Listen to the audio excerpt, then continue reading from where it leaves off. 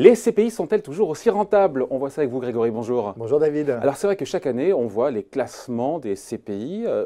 C'est la presse qui le dit, hein, c'est pas nous, mais c'est considéré souvent comme le meilleur placement chaque année en termes de rentabilité, au-delà de 4% moyenne, avec des pics à 5-6% de rendement par an.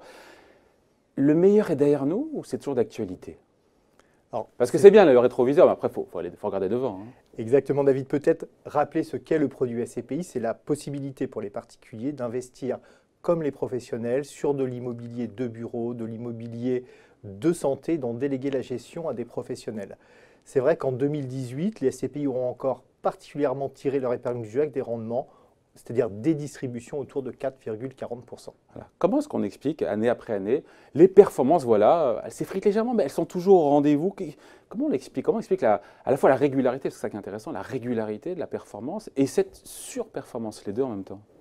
Alors, surperformance, ça dépend par rapport à quoi, mais c'est sûr que les SCPI sont devenus dans le paysage, pour les investissements des particuliers, une classe à part entière. Quand on regarde par rapport au rendement du livret A, surperformance, par rapport au plan d'épargne logement, surperformance, par rapport au rendement des fonds en euros, surperformance, mais ça dépend.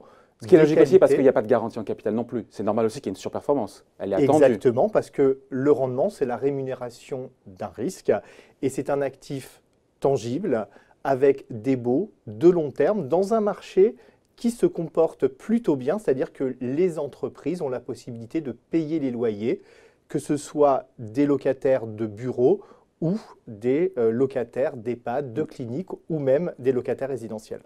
On peut dire que tous les clignotants sont au vert ou parce qu'encore une fois, on regarde devant, il y a des clignotants qui virent à l'orange parce que voilà, il y a des événements qui peuvent impacter positivement ou négativement. Encore une fois, ces investissements, on pense au Brexit, on se dit, tiens, c'est favorable ou défavorable le Brexit? Alors, le Brexit, c'est un des éléments extrêmement favorables à l'immobilier de bureaux parisien. Il va y avoir un report d'une demande de certains utilisateurs, comme les grands utilisateurs financiers. Ce n'est pas le seul voyant qui est au vert, mais peut-être dire à vos téléspectateurs quels sont les voyants qui sont au rouge. C'est le cas échéant la remontée des taux, c'est-à-dire le moment où la Banque centrale européenne va mettre fin au quantitative easing, c'est-à-dire d'arrêter d'arroser avec des liquidités. Et dans ce cadre-là, il peut y avoir une remontée du taux des bureaux qui sera défavorable à la valeur. Mais ça ne changera rien à la capacité des SCPI à distribuer un rendement. Voilà. Et dans les clignotants qui sont verts, sinon, qu'est-ce qu'on pourrait rappeler? Alors, pour le marché français, c'est essentiellement le Grand Paris qui va créer des incroyables opportunités d'investissement.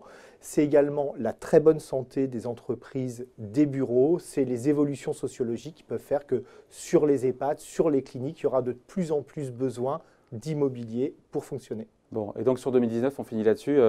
Les performances seront encore au rendez-vous. Vous mettez votre chemise ou un billet là-dessus? Alors, je mets un billet, David, effectivement, sur les performances des SCPI.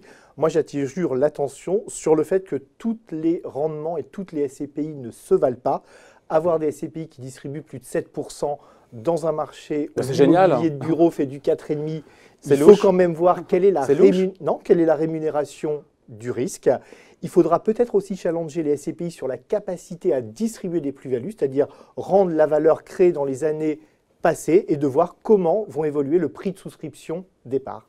Voilà, merci pour ces explications. Grégory Frappet, donc merci beaucoup. Merci David.